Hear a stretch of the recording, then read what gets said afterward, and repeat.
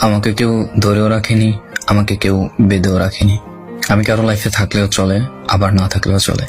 আমাকে ছেড়ে যাওয়ার জন্য কোনো কারণের প্রয়োজন হয় না। যখন যার যেভাবে ইচ্ছা সে সেভাবেই চলে যায়।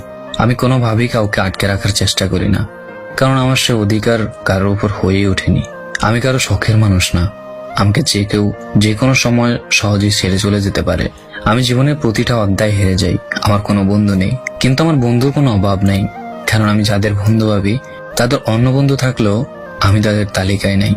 আমি কারো ব্যক্তিগত ফটোগ্রাফার হইনি। এই যে ফেসবুক আমাকে সারাক্ষণ অনলাইনে দেখেন, এটা কোনো নির্দিষ্ট মানুষের জন্য না। আমি কোনো কারণ ছাড়াই অনলাইনে থাকি।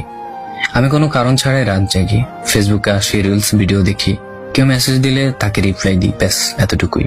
অনলাইনে আমি কারো অপেক্ষার কারণ হইনি, তাই যখন ইচ্ছা অনলাইনে আসি, আবার যখন ইচ্ছা নিজের মতো অফলাইন হয়ে যাই। আমি বেশ একা থাকতেই পছন্দ করি। স্কুল হোক কিংবা যে কোনো জায়গায় হোক, আমি একাই স্বাচ্ছন্দ্য বোধ করি থাকতে। এটাকে ইগো মনে করাটা নিতান্তই ভিত্তিহীন। আমার সাথে তুমি ফ্রেন্ডশিপ করতে পারবে, কিন্তু আমি তোমাকে কখনো ইমপ্রেস করার জন্য টাকা পয়সা দিয়ে তোমাকে কিছুই দেখাতে পারবো না।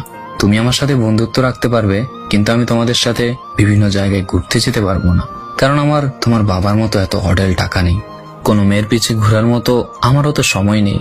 আমার আত্মসম্মানে লাগে। অসুন্দর হলেও আমি আমার আত্মসম্মান নিচু করি না। আমি নিজ থেকে কোনো মেয়েকেই SMS দেই না।